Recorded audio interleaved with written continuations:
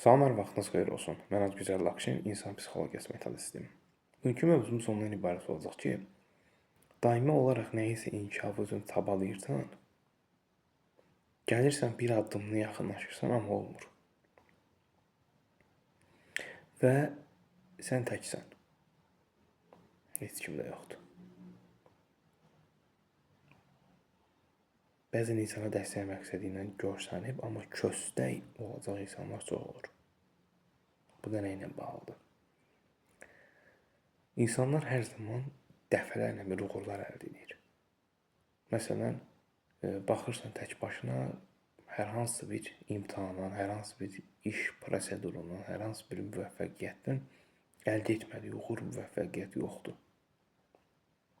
Digər ki, son mərhələsində o 12-dən nöqtə atışı deyilir, o prosesdə heç alınmır. Bu da adətən həqiqətən göz götürməyən insanlar var. İnsanların şəxsi həyatında, insanların şəxsi prosesində mane olacaq insanlar. Və bəzəldən bəri belədir. Və nəticə etibarı ilə insanın 5 dəfə, 10 dəfə bir şeyə qarşı elədiyi cəhd və sonradan alınmaya bilir. Və alınmadıqca insan artıq çəkilib bir kənara durur.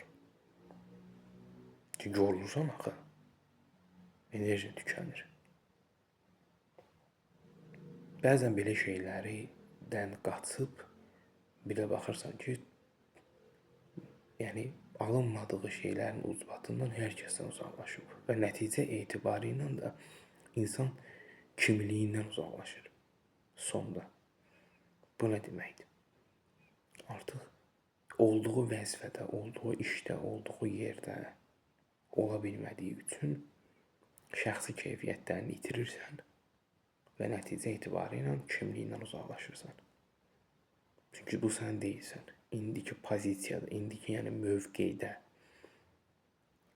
və nəticə etibarının kimliyini itirdiyin üçün hər hansı bir müvəffəqiyyətə, yeni bir müvəffəqiyyətə cəhd etməyə artıq doğru denən deyilərə axot yoxdur. Yəni nə həvəs yoxdur, nə də həmənki nəfəs yoxdur. Onun üçün hər hansı bir kiçik, balaca əldə olunan bir uğur da olsa, onu kiməsə demək, bölüşmək olmaz.